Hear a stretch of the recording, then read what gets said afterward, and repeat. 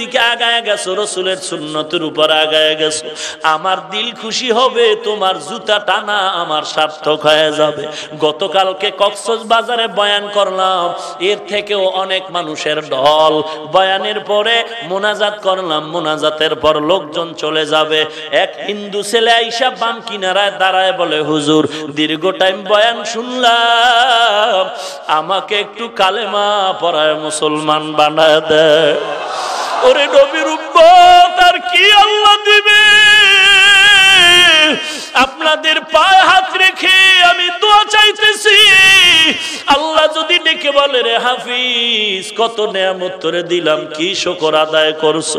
সাহাবায়ে কেরামের এত মর্যাদা আল্লাহ দিলেন, জান্নাতের টিকিট দুনিয়ায় পেয়েছেন, অথচ তারপরও তারা কান্নার উপরে জীবন কাটালেন। আবু বকর সিদ্দিক কত বড় দামি, নামাজে দাঁড়ায় দাঁড়ায় কান্না করে।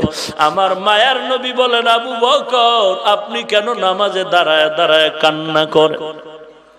আবু বকর সিদ্দিক রাদিয়াল্লাহু তাআলা আনহু বলেন, পয়গম্বর আমি নামাজে দাঁড়ায় কোরআন শরীফের এই আয়াত পড়ে কান্না করতেছি। কোন আয়াত?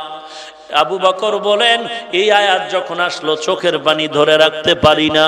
ইন্নাল্লাহ আশতারা মিনাল মুমিনিনা আনফুসাহুম আমওয়ালাহুম বিআন্না লাহুমুল জান্নাহ।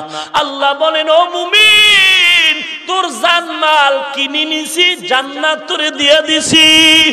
এই আয়াত পড়ে আমি আবু বকর কান্না করতেছি। কে সে আবু বকর? যে আবু বকরের সিদ্দিক টাইটেলের সাক্ষী আমার আল্লাহ। আবু বকর রাস্তা দিয়া যায়, ইহুদিরা বয়া বয়া আল্লাহর বিরুদ্ধে কথা বলে। এই আয়াতের বয়ান দেখাই পাইলাম।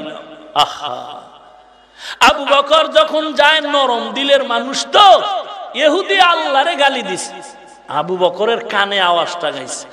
এমনি দৌড় দিয়া গিয়া দেরি নাই, একটা চটকানা লাগাই দিছে ইহুদির গাল বরাবর, ঠাস করে চর।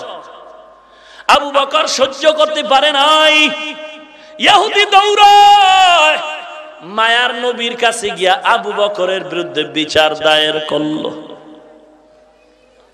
নাম কয় না, নবী আপনার সাহাবী আমারে মেরেছে। কেন মেরেছে? আমরা কথা বলতেছি, গুঞ্জন হাসি তামাশা করি, আবু বকরের নাম বলে না।